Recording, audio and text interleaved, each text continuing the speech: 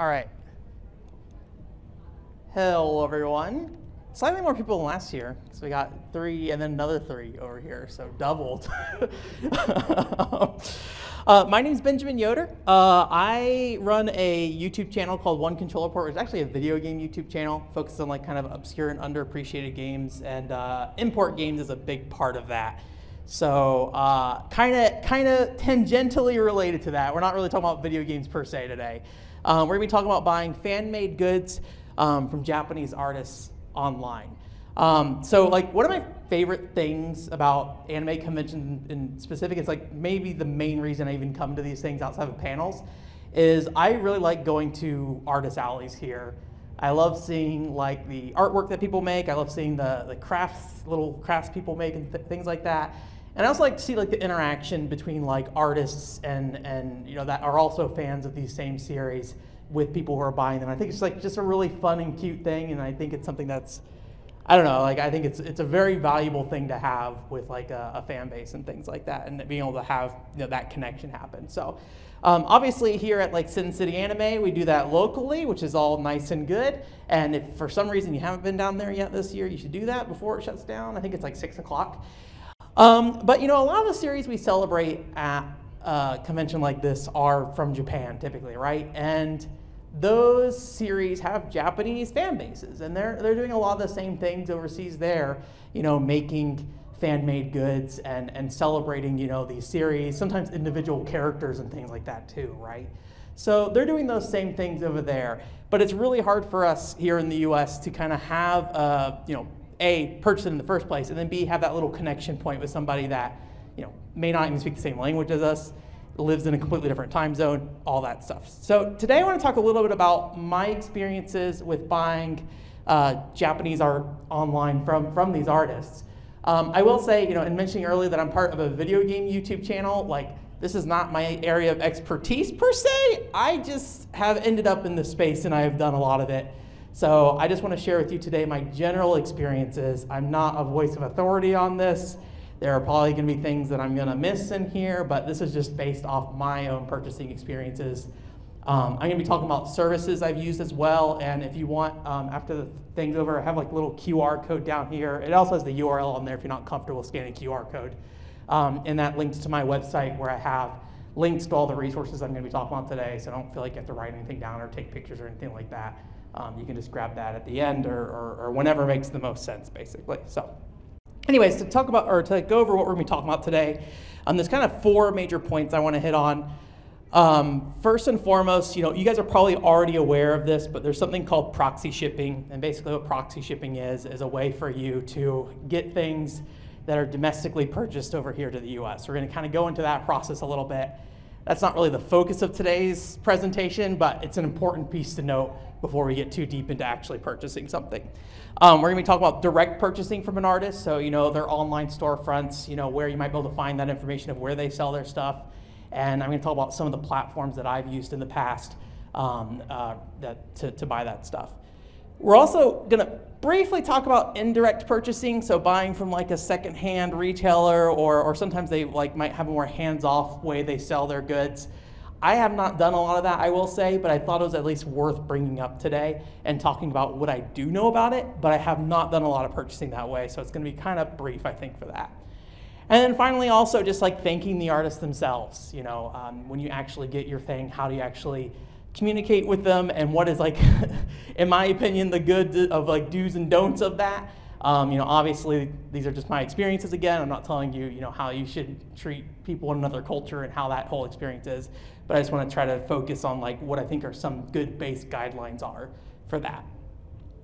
So a little bit of a background on just kind of the Japanese fan good industry as a whole. I feel like it's a little bit different here than in the US. In the US, there's definitely like kind of I feel like conventions kind of came out of a very fan-oriented thing, like fans were putting these conventions together and building them up kind of thing. Where in Japan, there has been more of a history of a more institutionalized kind of independent publishing kind of thing. If you go to like Comic-Con in Japan, it's like a big Japanese comic market. You know, you have people who were selling their independent goods there, and then they end up in the industry through that whole process, right? I'm not saying everybody does. There's tons of people there, and many of them are just there to sell whatever they're selling, and then they go home and never think about it again, outside of just like, they're like, I love this character, my entire wall's covered with this character. That's what they think about rather than, you know, trying to enter the industry per se. You do also, because of this, I think you end up with more people who are like in groups producing stuff together. So you end up with something called like a circle, and a circle basically is like a group name for somebody. So if you ever see circle and then you see their name or whatever, that usually means that's like their group name. But it can be individual. I'd say most are still individuals, but I feel like in Japan you typically have more of a group setting kind of thing, or it's more common at least. A lot of these things that are produced get the word Doujin kind of put onto it, and the issue in the West specifically is that Doujin can be looked at as like a negative word. It gets associated with adult content. That is not what Doujin means. It's just, but Doujin does include adult content potentially. The things I'm going to talk about today in terms of the resources and stuff, they will let you know when you're purchasing something if it's 18 plus or not. Usually they'll like have age gate stuff and all that stuff. And there's tons and tons of stuff that doesn't fall within this category. So the word Doujin more or less just means a work made by an independent group that's like a fan work of a series, is basically what it means. But it just got kind of twisted a little bit when it get, you know, westernized in terms of what the definition of that is. So we are going to mention Doujin today, but just remember the Japanese connotation for that word. And then, you know, just a reminder that like fan goods come in many different forms, but in Japan, some of those forms are a little bit different. So, you know, they have the same thing with like keychains, trinkets, acrylic stands, all that stuff, right? That's all still there. But I think there's a difference in focus when it comes to the art itself. We have a lot of like, I'm blanking on the word for it, the prints, you know, like single piece art prints kind of thing. I don't know why I'm forgetting the word. But you know, we have a lot of that, and when you go to like the artist alley here, they have a whole, you know, display with all their single prints that they sell, right? Where in Japan it is typically more book focused. So you're buying a book, it's like, and by book, it's like very cheaply printed on like paper, right? And it's like 100 to 500 yen, so like, you know, $1 to $5. It's a little bit different now with how the currency's been going, but typically that's what it is. So you get a lot more of these like books instead. Video games also is another thing. Like fan-made video games seems more common in terms of being sold. There are fan games in the West, but they're typically not sold usually just for legal reasons. So it's a little bit different in Japan for that. So why even bother importing itself? I mean, like, I don't need to tell you why you're motivated to do this per se, but I just want to say like 3 of the reasons that I usually go out of my way to do this. One is that, you know, like all fan works, each item is unique, right? It's not like a piece of merchandise where you're going to be able to buy it in the future from a ton of different places. It's pretty rare you'll find this stuff after the seller stops selling it, kind of thing. But yeah, these are all unique pieces of work that have, you know, passion put into it. And, you know, obviously you can find similar works here in the West of a character, but artistically it might be different. Everyone, you know, adds their own flourish and things like that. So each of those items are their own unique thing. I think also for me, I really like kind of that cross-cultural touch point to some extent.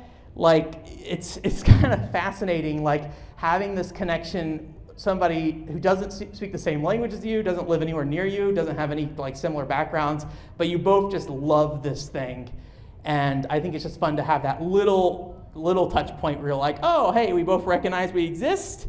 We're both excited to support each other in that way, and then that's kind of, you know, that at that point. So we'll talk a little bit more about like the ways to handle that. But I think that's a fun thing to do, where somebody's just like excited that some American imported their random thing. They're just like, what are you? Oh, sure, yes, absolutely, kind of thing. Why are you importing all this garbage? And then lastly, and this is probably more relevant to me, it depends on what you're trying to do. There's definitely like, you know, tons of fan bases out there that you can kind of follow with this, but like, as I mentioned earlier, I kind of like obscure and underappreciated games and a lot of import games. So a lot of things I like, there's only a Japanese fan base. So my favorite example of this is one of my favorite Japanese arcade games. It is a game called Doll. There might be music here. I hope that's not too loud. Okay, I'm okay if there's no music. But it's like a rhythm game where you have these battling dolls, and you dress them up, and the dresses you put on determine their attacks. And you play a little rhythm game to build up MP, and then you basically fight each other kind of thing. And I just like really love this game aesthetically, but it is a Japanese-only arcade game. So like here in the West, I know like 2 people who know what this is, and 1 person who's actually played it kind of thing, right? So there's just not a lot of room for me to enjoy it like in a Doll fan base here in the West. But in Japan, there's probably around like 30 to 50 people who are consistently making stuff for this game. It's actually shut down now, unfortunately. So you can kind of play it, but not really anymore. So they're making their stuff, and then, you know, those little touch points I have are kind of the only point that I get to like be like, yes, I'm also a fan of this game to somebody, and have that little connection there. So anyways, Tokudal, very cool. I love this game. All right. There's a bunch of other games like this, but or like in terms of like games that I have fallen in the same category for me, but Tokudal is one of the ones that definitely is one of my favorites. So now, ordering stuff from Japan can be pretty challenging for a few reasons. One is that most, and this is especially pre-2020, like most of these artists really focus domestically and on domestic events. So a lot of times the things they sell are the things they sell at their table at these events, and then they're never real other after that, right, basically, right? However, after 2020 and COVID and everything, a lot of stuff did go online because they weren't able to meet up. So more people started setting up online storefronts. There's like online events they do and things like that. So thankfully, it's more accessible than ever in a lot of ways. But you do still have some people who they're really just interested in selling stuff at their table, and then you don't have access to it unless you're going to fly over there and go grab it, kind of thing. There's also just the fact that like you're not really considered in any of the purchasing, like they're not going to translate anything for you. They're not going to try to make anything easier for you, which is totally understandable. Like, you know, they're selling like 10 bucks or something like that, right? They don't need to make an English translation for something for you. So, you know, you're really not considered in any of the process. So you're kind of left on your own to kind of figure things out on your own and how you're going to get this thing, and if you're going to enjoy it too in the first place. Like if you get a book, some people can't look at it, and like if they can't read it, they're like, I don't care about this kind of thing, right? But like I said, there's plenty of different types of Doujin goods and things like that you can enjoy without knowing any Japanese. And then also there's a lot of lack of international shipping directly to you. So a lot of times they are only shipping domestically. So you got to figure out that process of how do I get this thing from Japan to the US, basically, on your own. So this kind of leads us into proxy shipping. As I mentioned earlier, I imagine most of you guys probably have some idea what this is, but just to make sure everybody has a ground level understanding, proxy shipping is basically just a company in Japan who has like a warehouse, and you can buy stuff and you ship your packages to that warehouse, and then they can either ship it to you or you can have it like consolidated and then shipped to you. So if you buy like 5 different things from 5 different sellers, you can have it delivered there, they'll put it all in one box and then ship it over to you. This is a very expensive process at times. This, again, before pre-2020 was also very expensive, but nowadays even more expensive to import stuff from Japan. And one of the problems is a lot of times you don't know how much the shipping cost is going to be until the items are at the warehouse, you've paid for them, transactions done. There's no refund on this stuff. It's just there and you got to pay whatever happens. So what my rule of thumb has always been is, first and foremost, always expect to spend anywhere between like $20 and $30 for anything. If you're buying one item, that shipping cost is going to be high. And then that scales, you know, depending on the things you're buying. It depends also on the items you're buying, if something's fragile or not, things like that. But my rule of thumb generally is that I usually consider everything I buy 2 times more expensive than it actually is. And that usually gives me a safe enough buffer where I am comfortable with whatever I end up spending in the end. So something to be careful of if you're like, oh, here's a $1 thing I just want to throw in here. The $1 thing is not always a $1 thing through proxy services. You also got to do a little bit of planning. They usually will only hold your item for about 30 days. I think some might do 60 days, but I feel like 30 days is the standard. If you don't get everything delivered and put together before you ship it off, you're going to consolidate it. You need to pay like a holding fee for them to keep it longer, kind of thing. So just something really to consider to make sure, you know, when you're buying things, you know when you're going to ship it out. And that can be a problem when you're buying from multiple sellers and they might take 2 weeks to ship something out, right? So the earliest item you receive needs to arrive, you know, before the 30 days after the last item, basically. So, and then there's also kind of a rigid shipping structure. I haven't had problems with like anything getting delivered to the wrong address, but they sure like to yell at you on their websites. They're just like, hey, make sure this is right. Your address, triple check it because we are not going to help you. So I don't know if that's just them just like, please don't do this because we don't want to help you, or if it is like a hard line, we are not helping you if you put the wrong address in. So they're pretty strict on how they ship it. It seems scary. Once you get used to it, it's pretty straightforward. You just have to keep these things in mind when you start ordering. I use two services. They're usually, I think they're the kind of the two big juggernauts. One is Buyee, and there's Buyee I use particularly if a website has like Buyee integration. So a lot of these sites, they figured, hey, foreigners are going to be buying this stuff, so they offer an integration with Buyee. And the nice thing about Buyee is that the purchasing process is pretty simple. You basically just go, you buy through Buyee's portal essentially, and then they kind of handle the initial shipping and getting that stuff to the warehouse. So you only have to worry about the consolidation and shipping process to you, really. The big problem is that Buyee is something that is usually not always available as an integrated feature. So I don't know if Buyee has services to address that, but I've always personally just used Tenso in those situations. They might actually be the same company too. I don't know for sure on that. But Tenso is basically the same idea, but usually I don't see integrations with Tenso. Basically with Tenso, they just give you address information. They're like, you're gonna ship this thing to this address and we'll recognize that this is for you, kind of thing, right? So you're kind of responsible for going into whatever website you're buying from, filling out the information properly, paying for it there with a credit card, which most of the time, I haven't really found issues with using a US credit card these days. I feel like that used to be a problem, but I haven't seen it nearly as much. And so you're kind of responsible for that whole initial process, essentially. But it's a lot more flexible because any website you can just order something from, you can just shove their information in, kind of thing.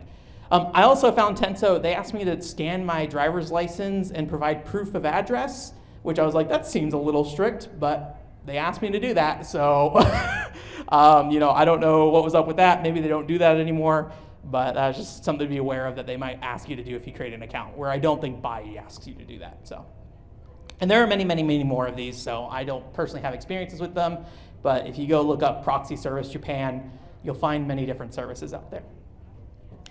So once you got your whole shipping situation figured out, where do you actually buy this stuff? Well, that's a complicated question in terms of the Doujin goods.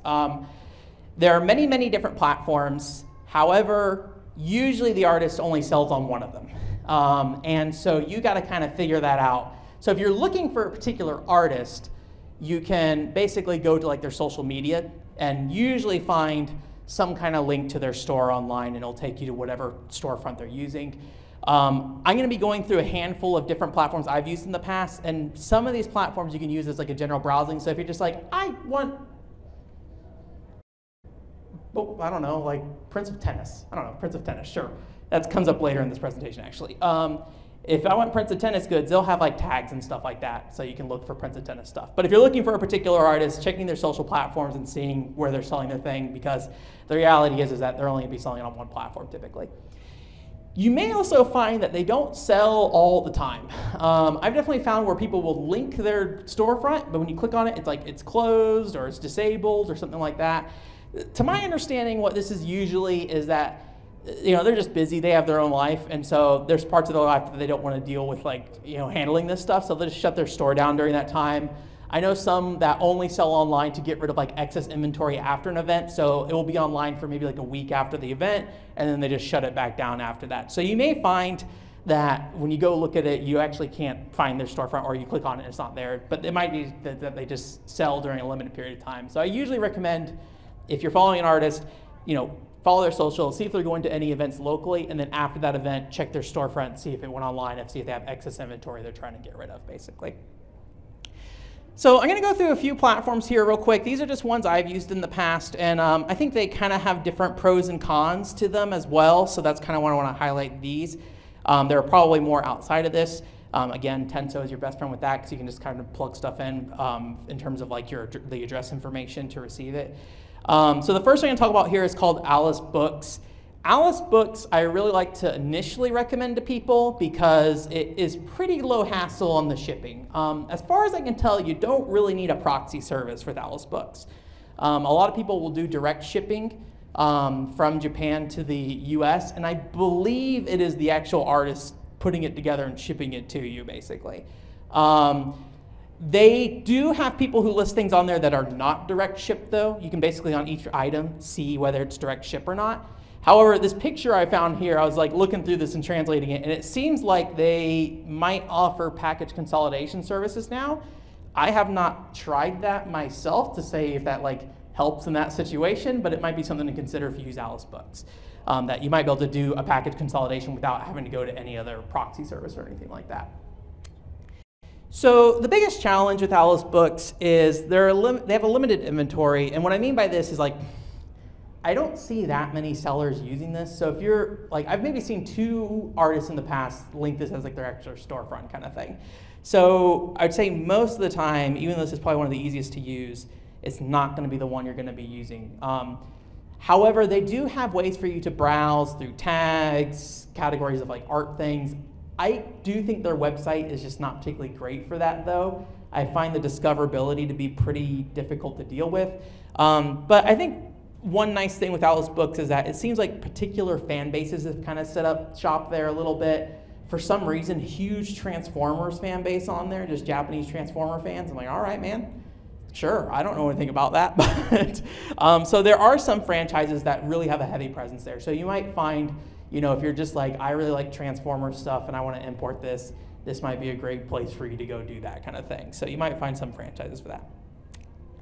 The next one is probably the most popular platform, and that's Booth. I put Booth.pm because if you just look up Booth, you're just going to get Booth chairs, basically. So Booth.pm is like the actual URL for it. You can put that in. This is what I see most people selling on, and one of the really nice things about it is that it has BIE integration. So you do have to use the proxy service. You do got to worry about consolidating all that stuff, but you can basically have BIE kind of handle the beginning of the order process kind of thing with that. I really like the discoverability on this website.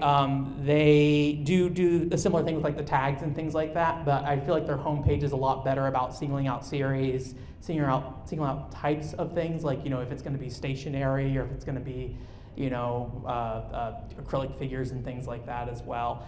And as much as I don't like this with most other companies, in the case of Booth, I'm happy about this, is they also have pretty decent email recommendations and updates. So if you provide them your email address and say, please send me update stuff, they will look at your purchase history and be like, oh, you've purchased whatever in the past, Prince of Tennis, we'll keep using Prince of Tennis. You purchased Prince of Tennis past, look at all these other people making Prince of Tennis stuff, check it out.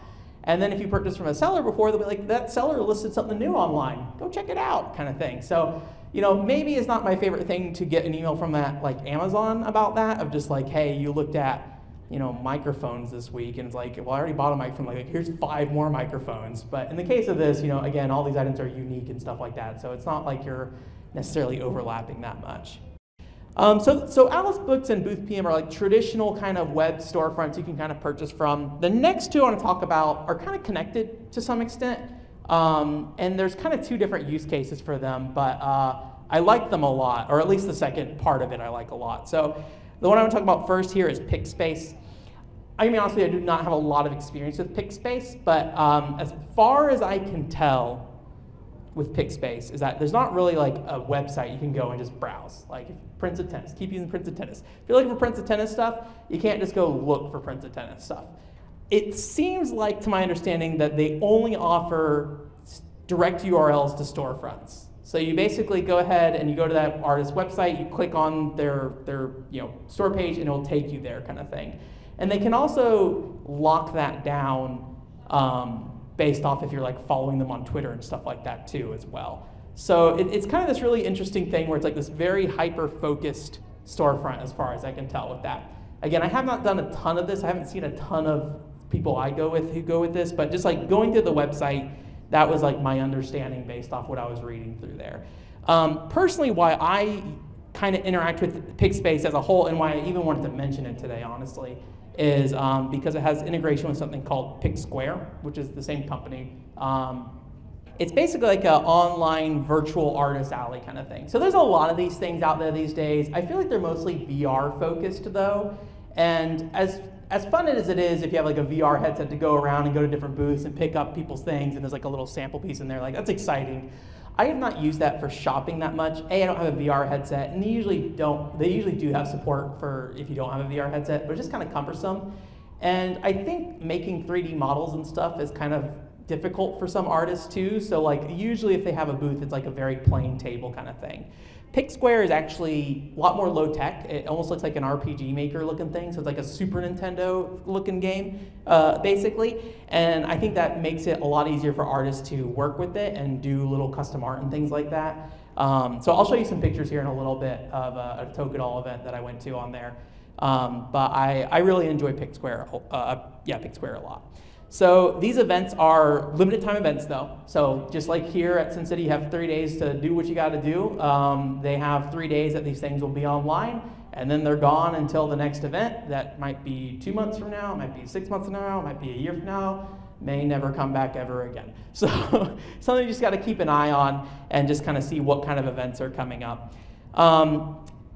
As far as I can tell, so this is, it's kind of interesting when you purchase things from it, because they do have the integration with PicSpace because they're part of the same company, so they have their direct URL to the products they list, basically, sell. And PicSpace basically doesn't seem to have any kind of integration with Buy or any kind of international shipping, so I basically just straight up use Tenso for that. However, they also have the option to link to their booth page. And so when you go to the little books and stuff and look at their things, it could also open up their booth page, and that has a Buy integration there. So you got to kind of deal with it on a case-by-case scenario of what that person is listing their products on and things like that, but just something to keep in mind with that. So anyways, I want to show you a little bit of this because I love PicTSQUARE.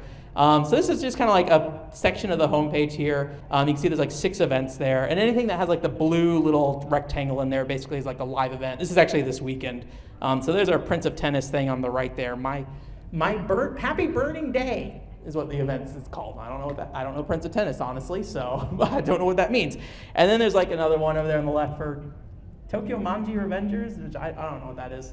Probably a popular anime, I just don't know. Again, I'm a video game guy, not so much an anime guy. So anyways, yeah, you can go and click on these events, and you can also see if there's upcoming events and things like that. They'll tell you the time frame. Keep in mind, it's not an English service at all, so Japanese standard time for all the time, so convert that to Pacific time. And at the top there, I know it's not readable, but there's like a keyword search, and then they have the most popular keywords being searched right now. So I think Tokyo Manji and Prince of Tennis are up there probably because those are the events that are happening right now. So, and there's like a bunch of these, and there's usually about maybe like 6 to 12 every weekend, I would say, that seem to be going on. Anyways, so you click one, and then you put a name in. You might have to put a Japanese name in, but just click whatever, who cares? And you load up in this little world. And you have my little character sprite in the middle. I'm between 2 buildings right now. The one on the right is like a tutorial building, so it's saying, hey, if you touch that book there, that's going to open up their product list, basically, when you go in their booth. There's also a message board in the back there as well, where you can leave a message on the message board, which I did on accident once. Whoops. But I try not to talk too much because the reality is that this is a Japanese space, and I don't want to come in and just start, unsolicited interacting in English. I don't speak Japanese, so like I don't want to be that guy. So I mean, I hope nobody goes in there and like starts trolling. Please don't do that, because I don't want to get this like locked behind like they're like, hey, ban all IP addresses from the US because a bunch of people came in and started harassing us, kind of thing. But yeah, so they just basically set up their own little booth. So you can see there they have like a little cafe that they set up. Some of them are like predetermined like assets. But there's like these little tiny sprites in the corner of the top left and the top right of the characters, and those are actually custom characters based off that Tokedoll game I was talking about earlier. So they made their own little character art kind of thing. And you'll see people walking around and chatting sometimes, especially if you're like logging in late at night, because that's like afternoon for them kind of thing. And so they either have like, pretty straightforward sprite art. You can see in the bottom left one, someone just drew a face and that's their entire booth. So, that's cool. And they do group pictures and stuff as well during these events. So it's just a cute little thing, and you just walk around and explore it. So there's a few other ones. This one's really fun. So as I mentioned, Tokedoll is a Japanese only arcade game. So somebody made a little arcade with little tiny Tokedoll arcade machines and set all those up in there, so you can go and sit at them. You can't do anything, but you can, be like, yeah, I'm sitting there. It was enough for me to take a screenshot, so there you go. And there's just another screenshot there. So I really like PICTSQUARE. I think it's just like a fun way to do this kind of thing. It's probably one of the more cumbersome ways to some extent, but I just think it's fun. So like I said, there's other like VR platforms like Cluster and things like that hold these events too, but I just think the simplicity of PicSpace is really, or PICTSQUARE is really cool. So anyways, so they're just some of the platforms that I've used. So you get your thing, it's in the mail, you got it, cool, you open it up, awesome, I love this. Time to thank the artist for the thing that you bought from them, basically. So it's pretty easy to find who made something. So if you're buying something from someone you don't know, usually they'll include their handle. If it's a book, it'll usually be in the back of the book. If it's like a merchandise thing, it might be like a business card kind of thing. They usually will draw. Sometimes it's just like handwritten notes you're getting depending on how popular they are. If they're not popular at all, they're just like, oh, let me write something out to you. It's like, I can't read any of this, but thank you. I appreciate it. And then usually my kind of like go-to is just basically share a little picture of it, just take a picture of it with my phone kind of thing. You know, don't sit there and like pick a picture of every page of the book and start sharing it on social media. That's probably not so cool because it's a thing they're trying to sell. But you know, just like a cover on your like table and just be like, hey, here's the thing. And then I usually just do like a simple like thank you message. I leave it in English. English is pretty prominent around the world, and most people are going to figure out what thank you means. They probably already know that. So I like to keep it simple. I think that's like one of the best things you can do. We'll talk a little bit about more in-depth interactions, but for your initial interaction, I would just recommend keeping it simple. You might also be like, oh, this is cute or something like that. Very simple stuff. What to avoid when reaching out to them, though?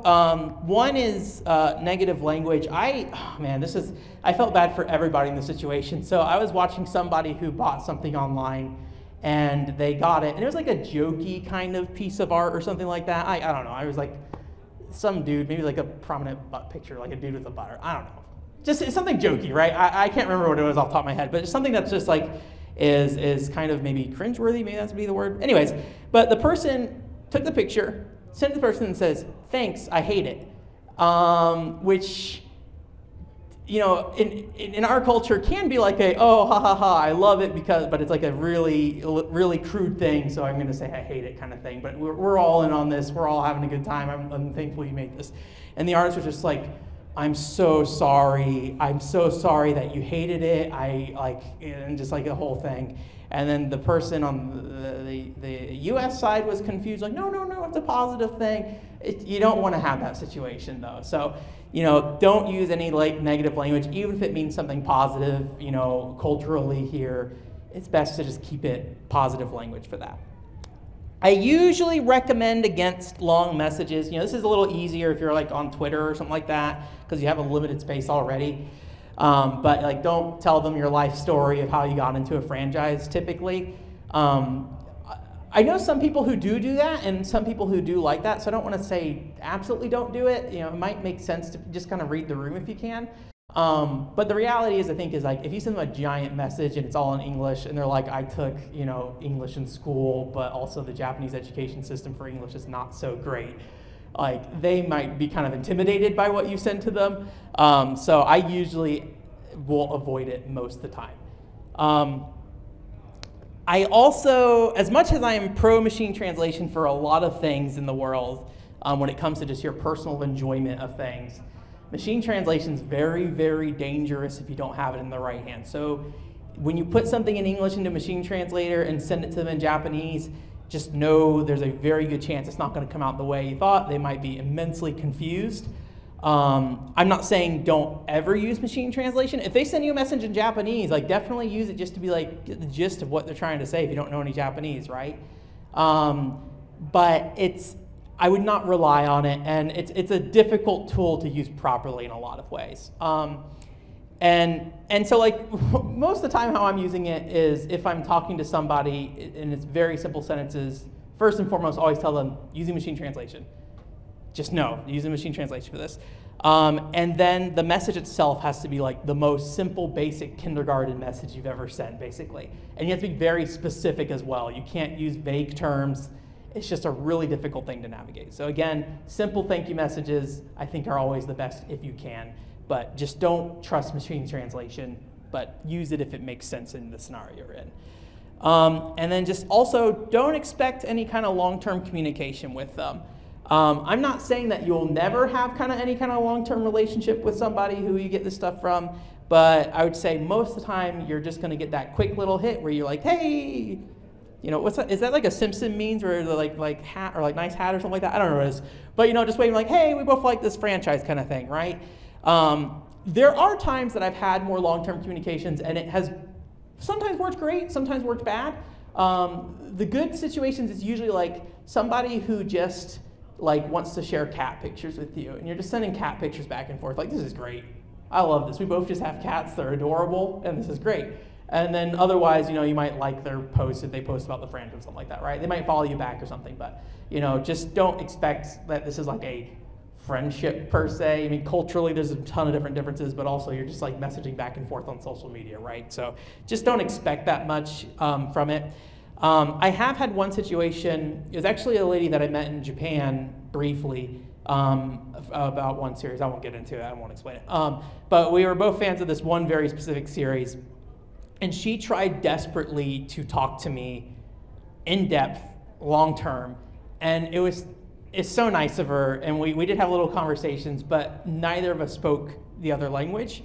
And I have a lot of experience with machine translation and getting that to work how I want it to, but I don't think she did, and so it was very difficult to have a conversation that was going anywhere. So that was more of them initiating it in that case, and I'm always happy to at least try.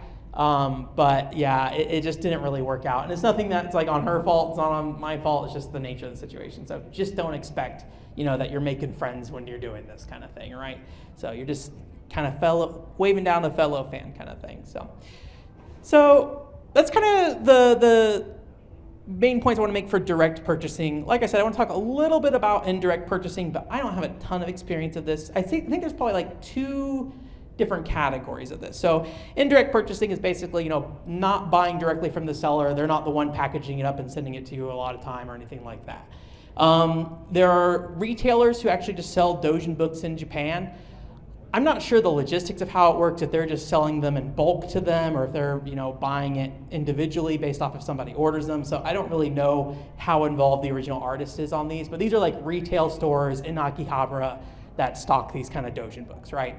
And they have online storefronts as well. And thankfully, because they're like more official kind of storefronts in some ways, they usually have like an English landing page. If they see your like IP addresses from the United States, they will throw you on this page and be like, hey, here are the resources we think you'll need to solve this kind of thing, in terms of like using Tenso or something like that. But some of the big ones that I'm aware of is Melon Books. Melon Books is more of like a male-oriented series bookstore kind of thing, and they sell Doujin books through there, and they have an online store you can do. Fromaji is also Melon Books, but it is basically their female-oriented series side thing. So if you go to their website, it says Melon Books like /Fromaji, but they're kind of two different categories of stock. And then there's also one called Tora no Ana. There we go. And I think from there, as far as I can tell, they're more of like a general store. They don't have it so much as like, you know, divided up by types of series kind of thing. So, but yeah, they're just like online storefronts, and Melon Books and Fromaji I think have actual locations in Japan. I think Tora no Ana shut down all their physical stores this year, I think. I read an article about that. I can't remember if it was all of them or just some of them, but I think they were going to focus on online purchasing from then on out, just due to COVID and everything. So. The other layer to this is secondhand retailers. And in these cases, absolutely the original person's not going to be getting any money or anything like that. So the reason I don't do this very often is because it doesn't support them. And to me, buying Doujin goods and things like that, a lot of it is about supporting the artist in some way. Obviously, the original person who bought it supported them, but this is just someone down the line selling something later kind of thing. There's like three different sites, or three different categories of sites maybe. The one I've used in the past in one situation, because it was for a game that came out like 4 years ago and I could not find it otherwise because the group disbanded and everything since then, is Surugaya. They're just like a general kind of like, I don't know how general, but if you're into like anime, video games and all that stuff, they have soundtracks, they have video games themselves, they have bunch of stuff there you can buy, but they also have Doujin stuff there. And the nice thing about them is that I think they actually categorize things by events that they happen. So if it's a big enough event, they'll be like, hey, this thing came from this event. So if you're trying to look for legacy content, something that somebody's not selling anymore, if you can figure out what event they sold it at, you can sometimes find it there. It's kind of like looking for a needle in a haystack though, so don't expect that much with that, but it is something you might be able to run into. Then there's the kind of like general open marketplaces you can look to, like Yahoo Auctions or Mercai. I mean, these are basically just Japanese eBay, so people can list whatever they want on there. This is not specialized in any way, but I have seen some Doujin stuff on there. The biggest problem I have is, so Buyee has like their own portal for these websites. So if you're using Buyee, you can go to there and they'll have like their own version of the website that's in English and things like that. However, they can block you from buying certain things, and I've never quite figured out the logic of what is blocked and what's not. So I think sometimes they are looking for concerning words and things like that, but other times it's just like, hey, I'm buying this random like figure set kind of thing, like some random video game character, and they're just like, no, you're not buying that. I'm like, I don't know why, but okay, I guess I'm not buying that. So there are some places where they might block you, at least going through Buyee. I think through Tenso you might be good because you're just putting in the address information with that. But you can find stuff on there, again, completely secondhand. So unless they're selling their stuff on Yahoo Auctions directly, you're not going to be giving them any support. And then there's also like specialized exporters. So there are like local things, like if you go down, I can't remember if there's one this year, but at a lot of local conventions you can see people selling Doujin books there. There's also Otaku Republic. I've never used Otaku Republic. I have some friends who have used them before, but as far as I'm aware, they're basically just completely focused on exporting out Doujin goods and things like that. I looked at their website. The markup seems intense. These are like $1 to $5 books a lot of times, sometimes 10, and like the books I saw on there were like $30, so seems like a lot. I've seen some people complain about the ethics of marking up that much on somebody's own personal work kind of thing too, but it's an option if you want to do it. I also don't know the ethics of like sharing these pictures, like if you want to share with the artist, sharing the pictures of this with the artist. Like for the other stores, I think it's fine because they're selling directly to those kind of thing. But for these, I don't really know if it's kind of weird to be like, hey, I bought your thing, but not from you.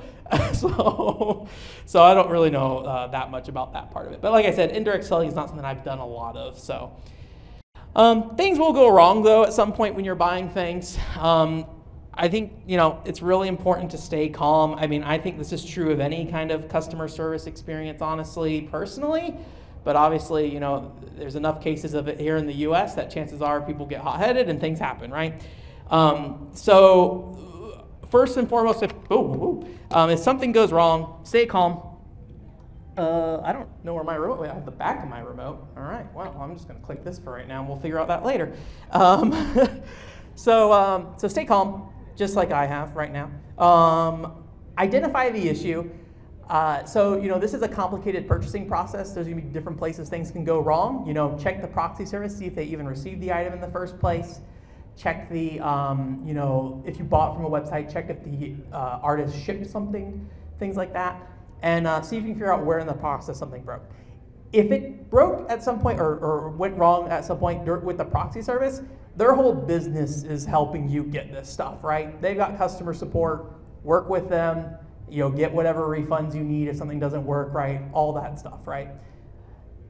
The bigger issue is if something goes wrong from the seller to the proxy service, because usually you can contact them, but again, they might not necessarily know English, they might not necessarily know even what you're doing. So they might be confused, like, where are you shipping this to? Why are you shipping this to a warehouse in Japan? What is this all about? I think it's best in those situations to just kind of let it go and just be okay with it not ever getting to you kind of thing. I've had this happen once to me, and it was someone I had interacted with a lot online, and I just really, I didn't want to like potentially even sour this like very small relationship that we have. So I think I kind of took solace in the fact that I was like, hey, I didn't get it, but in their case, it shipped to me, so I knew it at least shipped out. It didn't make it to the proxy service. I didn't get it, but they're a fan of this series. I gave them money. I supported them. I'm happy I was able to do that, even if I didn't get the thing at the end of the day kind of thing, right? I just think that's the best approach rather than really just trying to raise a stink. You're kind of in their space. They're like, hey, we're shipping domestically around Japan. You're like, oh, I'm going to ship this elsewhere now. So I think it's just best to remember that you're in their space. Be kind and be willing to give that up if that becomes a problem. So anyways, but that only happened to me like once. So like in the 5 years I've been doing this, you know, pretty minor thing kind of thing, I feel like. So anyways, so those are the platforms I've used and the experiences I've had with that. I mentioned at the start, I know some more people are in here. I have like a QR code up here that has a link to my website. It also just has the link written out if you don't want to scan it. And that will link you to the resources that I've talked about today, the different websites and things like that. So if you're interested, you can grab that. Quick reminder, it's not really relevant that much to today's topic, but like I said, I run a video game YouTube channel, talk about a lot of import games. So if you're interested in Japanese games, I talk a lot about them there. I also like play like Doujin, like fan Doujin games and things like that too, and university games and stuff too. So if you're like interested in that kind of like more comic book event market kind of stuff, there is like some overlap there. But you know, I do have a card up here if you want to take it for that though. So yeah, so that's pretty much it. Anyone have any questions that I can try to answer for you? Group by group. And then 2 in the back. All right, all good.